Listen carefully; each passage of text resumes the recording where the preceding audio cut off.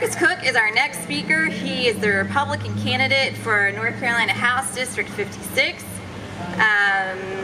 He is an educator with 30 years teaching experience, a chemistry professor at UNC Charlotte. He's a very smart man, Fulbright professor of chemistry at the Free University of Brussels. He's a research scientist at the U.S. Environmental Protection Agency and has worked for laboratories in RTP. Please welcome Marcus Cooke. Marcus!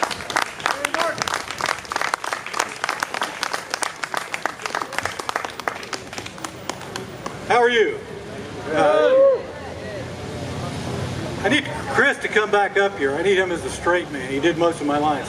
All right, imagine it's March, basketball season, UNC. How many Tar Heels do we have? Raise your hand. How many fans? Yay! Anybody from down the road at that four-letter word? Duke fans, yay, okay. Good deal. Great minds think alike. I'm not going to take much time, but Chris and I were kind of on the same page. You can't sit here today and honor part of the Bill of Rights and not remember the role of North Carolina. 1787, we have a Bill of Rights thanks to North Carolina. We would not have had one. They planted their feet, would not sign the Constitution.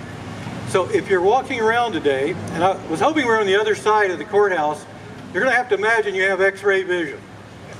If you can look up the street, one block on the opposing corner, there's the Presbyterian Church, the old Confederate Library. 232 years ago, that was a wooden building where a couple hundred people met and decided to not sign the Constitution. 184 to 84. And they wouldn't do it until we had a Bill of Rights. And so this is a comment to Democrats, Republicans, everybody else.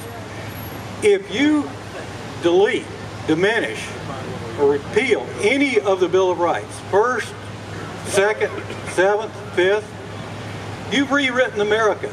If you do that, you better think a lot, better think long and hard about what America you're going to get. And that Bill of Rights is the fundamental structure of our country.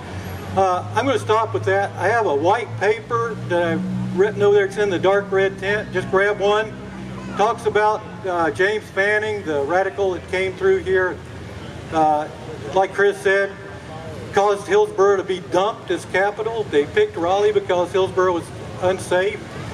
George Washington was illegally elected president because North Carolina held out until after the election. Kind of fun. George Washington was the 19th president of the United States. I've got all 18 in the white paper, but if you get it, I hope you'll walk around town today and look at some of the historical markers. James Burke, the governor who Fanning captured, Edmund Fanning, different Fanning.